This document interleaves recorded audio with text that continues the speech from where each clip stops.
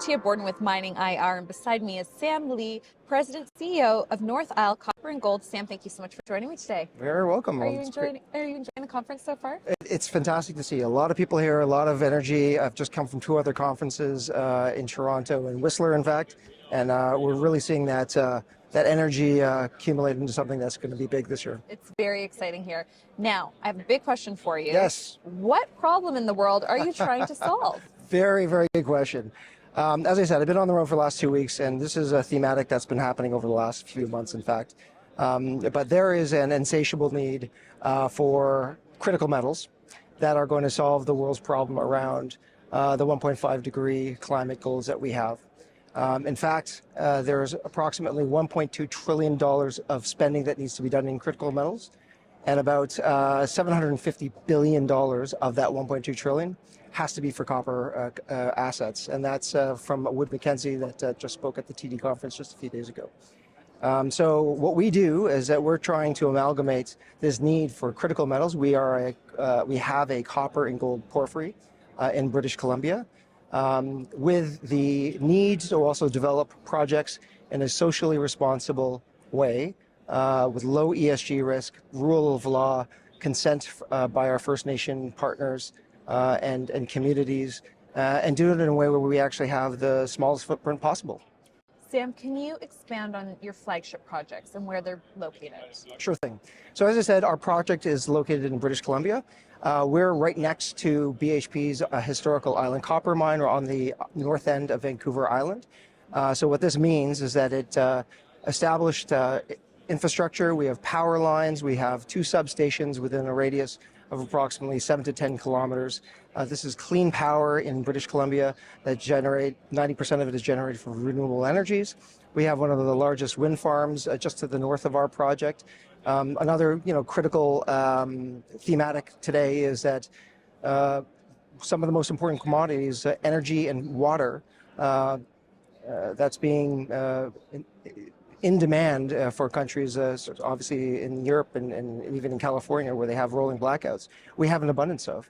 The power generation in British Columbia is cheap, it's clean, it's renewable, and it's abundant.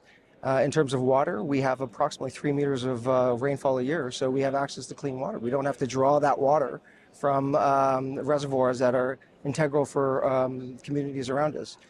So I really do believe that we are positioned, again, to be one of the most sustainable and developable projects in Canada, if not the world. Now, you sort of touched on it, but what are the company's missions, values, and ethos? Sure. So obviously, with development in these types of copper porphyries, we need to have sustainable development procedures and rule of law that enables us to not only establish consent at the beginning of a mine, but also throughout the life of a mine. We're seeing a lot of countries in the world, including Chile and Peru, and others in South America, that really have been struggling with that consent piece, with that social license piece. So for us, first and foremost, is making sure that what we're doing is being reviewed and obviously consented upon by our First Nation partners, which is a press release that we came out with in December with an agreement with our First Nation partners, Quetzino, on that process, on the permitting process. With respect to our project itself, we believe that we have a material copper project with a massive gold credit, so it's approximately 100 million pounds of copper production a year for 22 years as per our preliminary economic assessment, approximately 100,000 ounces of gold a year during those 22 years. So in all respects, this is a very significant copper project with a massive gold byproduct. So that's about a $1.2 billion NPV, 8 at $3.25 copper, and 1650 gold, with an IRR after tax of about 20% rather.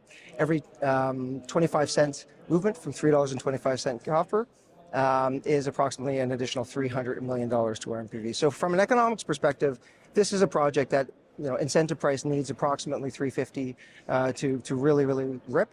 We're currently at about $4.25 now. So as you can see, we've got this real convergence of the climate, the opportunity around low ESG jurisdiction, Canada being one of the lowest in the world, the economics being robust at prices that are well below where copper is today. Rule of law, social license, access to clean power and water without having to dissipate it from the local communities. These are all ethoses and beliefs of ours that are going to really create a mine for the future. Sam, what is the significance of copper in relation to other minerals?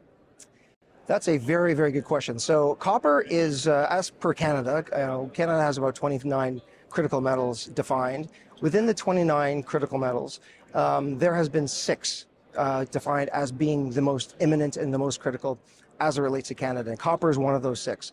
And clearly what the philosophy is here is you need the metals that help you electrify and decarbonize the world. So as I mentioned before, the 1.5 degree cap to global warming is going to require a lot of new electrification infrastructure, which is predominantly driven by copper. In addition to electric vehicles, everyone's heard the stat, over 4 to 5 times more copper is needed for electric vehicles. Same with wind farms, same with solar panels as well. So the electrification of the world, the decarbonization of the world is happening, whether you like it or not. That ship has sailed, as Minister Wilkinson said the other day at the conference. You're either with us and looking to create this generational opportunity with us, or you're going to have to hope for the best and be essentially rendered on the sidelines. What are catalysts that investors should be aware of? Sure. So as I said, we have got a preliminary economic assessment. We're obviously trying to move that as fast as we can into the preliminary feasibility study and the feasibility study, project sanctioning, environmental baseline studies, and obviously continue to develop our relationships with our First Nation communities, which is critical in British Columbia and Canada. So that's all stuff we're doing, and sometimes they call that in the background because we all know how those activities sometimes get lost in the grand scheme of things. From an acceleration perspective, we're focusing on 2 main strategies. One is how do we make our project bigger and better? So we're close to the billion-ton threshold of in resources that everyone sort of pegs as being the material size for any major in the world. We're approximately 920 million tons, and so our goal for this year is to get to that billion tons and increase our grade profile. And we're going to do that hopefully through an area called Northwest Expo that sits about 3 kilometers northwest of our project. We're seeing grades 3 to 4 times higher in the gold, high-grade gold zone. And if we can define an additional 40 to 50 million tons of resources at grades of approximately 1 gram per ton of gold equivalent, which is nearly 1% copper equivalent, that's going to really enhance our profile. So that's something we can do, and certainly we're funded for today. The second part of it is the Pemberton Hills. We just came out with an announcement on Monday. This is a very, very large, a massive, a 6.5 by 1.5 kilometer system defined by a lithocap. So what we do know about this project is it's only 7 kilometers between ourselves and the BHP Island copper mine. We do know that it's obviously massive. We do know that it is buried, so that's not necessarily a good thing.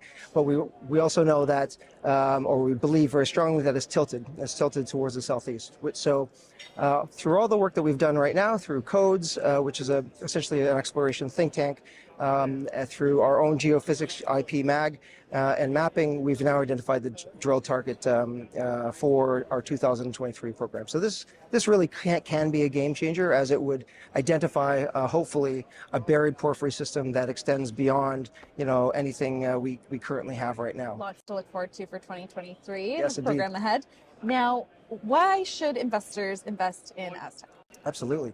So look, I mean, at any point in the cycle, there's always projects that resonate, right? And so I believe, my background, I'm a metallurgist by training, but I was in the investment banking business for over 20 years. I believe we're kind of in the 2nd to 3rd inning of a copper cycle. I think we started very strongly circa end of 2020, and then of course that got disrupted with all this confluence of events, including recessionary fears, supply disruption, war, et cetera, et cetera. And so what I do think right now is in 2023, we will be in a recession. We are in a recession, but we are then going to be looking forward for opportunities that are going to be coming out of the recession. And asset classes that always perform out of recession are commodities, and the specific commodities I think that are going to outperform as it relates to that, as I mentioned, are going to be the critical metals. So if you look at our valuation right now, which is determined by analyst consensus, which is obviously based on our PEA, we're trading at 3% of our net asset values, as determined by the three analysts that cover us currently. Just to put things in context, a development company at the PEA stage for copper base metals, 8% discount rate, typically trade about 0.2 to 0.3 times, right? So that's a 5 to 7 times X from where we are today, just based on the fundamental valuation on an asset that we've already defined as a PEA, right? That's not talking about option value from exploration. That's not talking about copper prices increase. Recall, this is done at a $3.25, 1650 gold price environment. Copper is over 30% higher, and gold is approximately 20% higher than when that study was done.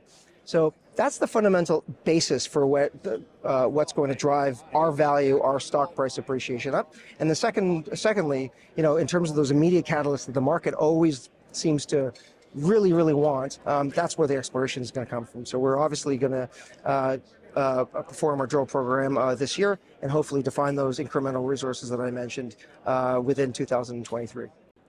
Sam Lee, NorthIsle Copper and Gold, thank you so much for joining me today. Very welcome to you. Very nice to meet you. Okay.